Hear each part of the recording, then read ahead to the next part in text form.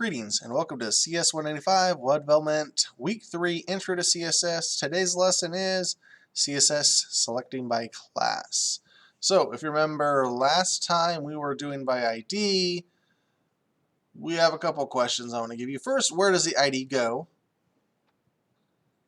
So think about, remember, you had to both select it, but then also you had to give the element an ID. So that gives you half the hint.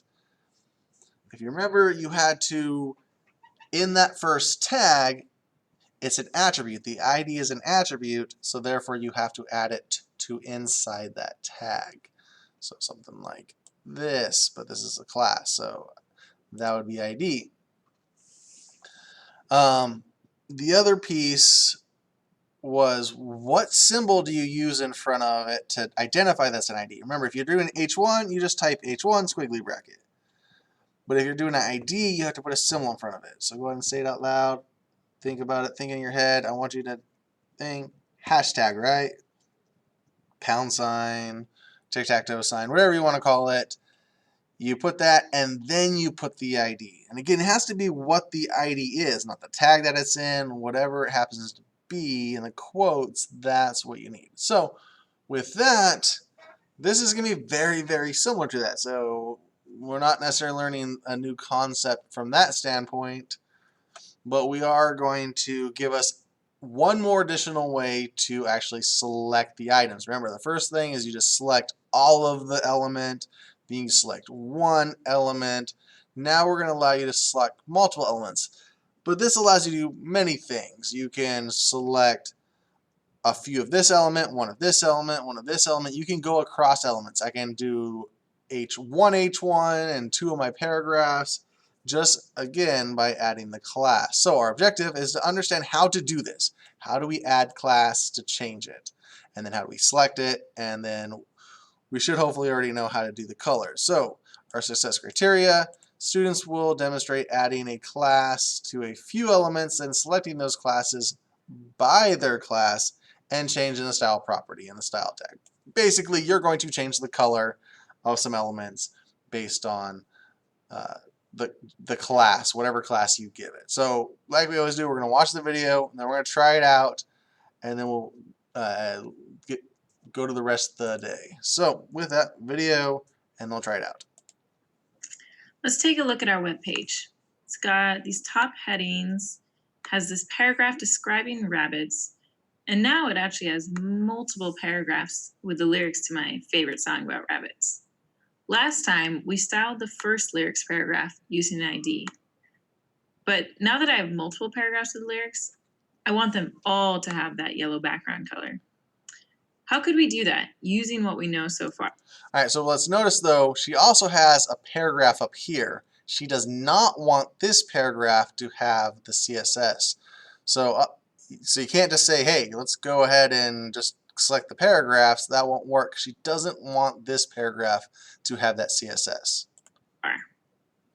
The first thing we learned how to do was to select all tags of a particular type, like with the P selector. But that colored all of the paragraphs, not just the paragraphs with lyrics. We need something more specific. Well, then we learned how to select tags with a particular ID, like selecting the paragraph with the rabbit song ID. But that only selected the first paragraph. We can't add that ID to the other paragraphs because we're not allowed to use the same ID on multiple tags. If we wanted to select the other paragraphs, we'd have to give each of them new IDs, like song lyrics 2 and song lyrics 3, because every ID must be unique, and then add rules for each of them.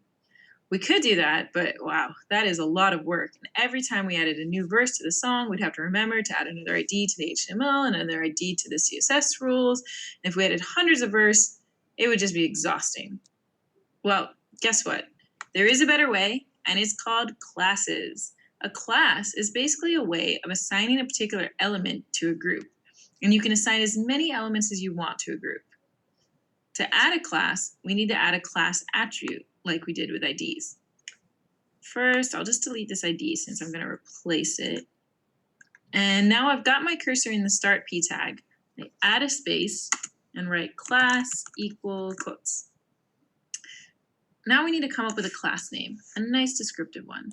And remember, this is every single time. Inside of the first tag, attribute equals quotes. Attribute equals quotes. How many times I see people forget this, or forget one of the quotes, or depending, I mean, sometimes you can get away with not having a quote there, but for sure, if there's anything strange going on there, it's going to start breaking. So you need to make sure just attribute equals quotes. Let's call it song-lyrics. Type that in there. What other elements should have this class name? Well, all the other lyric paragraphs. So we'll just go down the page and add the attribute to each of the paragraph classes. Lyrics. Okay, great. Now we're ready to add the CSS rule. So we go back up to our style tag and delete the ID selector that we had before since we're replacing it. And now we need to come up with our class selector. Well, to start a class selector, we use a period, a dot. All right, so say it out loud. I know you're probably by yourself, but what do we use for class? A period. What do we use? A period. So we had a hashtag for ID. Hashtag is for ID, but a period is for class. And you're just going to have to remember that. Hashtag is for ID, period is for class. Now, so you can Google it, but this is just something you're going to want to memorize. And then we write the class name after it. Song-lyrics. And then just like always, curly braces, property, colon, value. Ta-da! All of our lyrics now have yellow backgrounds. So this paragraph does not, but these three that she added it to do now have that background. What would happen if we capitalized the S here? It doesn't work because class names are also case sensitive. It matters which letters are lowercase and uppercase, just like with IDs. What would happen if we used a hash sign instead of a period? It doesn't work because then the browser thinks that song lyrics is an ID, and when it can't find anything with an ID attribute of song lyrics, it gives up. What would happen if we put spaces in our class names? Well, that doesn't work either because classes can't have white space, and as we'll find out later, a space means something very specific in CSS land. Yes, a space means it has two classes, a class of song and lyrics. When you get more advanced into this, it's important. But this is why I say just always use quotes, because sometimes you get away with it. This is one of the times that you will not get away with missing your quotes. You're going to break stuff. Don't do it. Always use your quotes. And it's easier to put a space after your quote if you have more attributes. Always have that. But again, you could, if this had two classes, I could have a rule for songs and a rule for lyrics. And you'll see that on a lot of web pages as well, where you maybe have something like, I want this, my class of this is actually red and this is lyrics. So you have lyrics have a background on this, but it has red, so it's red. But you might have this one that only has red, so this shows up red, this paragraph shows up red, but this is lyrics, so it gets whatever the lyrics rule has. So those are important things to understand, and that's what she's talking about. So we'll go over that again, but it's important to understand that's what that's doing. So we'll just fix this back. And one more time. When we want to add a class, we come up with a class name, we add it to our class attribute in the HTML, and then we write a style rule starting with the period and the class name. And now you. All right, and now we're going to test it out ourselves. So I'm going to go over here. I am going to full screen, make it so you can see it. I'll pull this over a little bit. So if you look at this, and I wanted to show this because I wanted to see it go across two things to show you that I don't have to just put it on H1s. I can make it so this H1 and this H2 both have this. But it starts with, how do you select a class? Remember, hashtag was for ID. What do you use for class? All right, hopefully you said period, right? Period. And then we go down here, and what is the class? I gave it meh. Squiggly bracket, enter. And then again, this is irritating me. I don't know why it does that. Let's go ahead and give it a background of black. All right. So that is how you do that. Black's probably not the best. Let's try. There we go. Okay. You can still read the regs.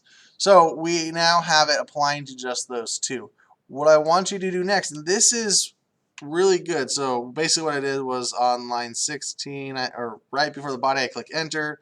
That creates a new space right here because I want you to add a paragraph.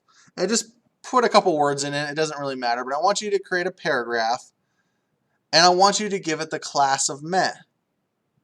And so create the whole paragraph first, then go back and give it a class of meh because I want you to see what happens.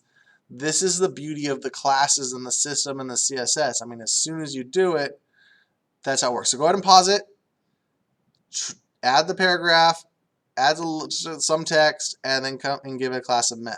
So hopefully you paused it. The P tag is the paragraph tag. My info shows up over here. And then I give myself the space, and I do class equals quotes meh. And as soon as I do that, it changes it. So that is the beauty of what she's saying is when you have 100 different things, you just give it the class, and then it takes all of the formatting for you. Begin. Period is what we use for class. Also, let's go back over this again. Remember, you can only have one ID. Just like you only have one ID, the school district only has one ID for you. Your ID is the only one in the school district. You also have many classes. There are many people in your class. So class is many. It can go across. You have different classes. So again, realize that ID is one if you want to be very specific, and then class is multiple. So with that, go ahead and start your challenge and work on your journal entry, and we will see you next lesson.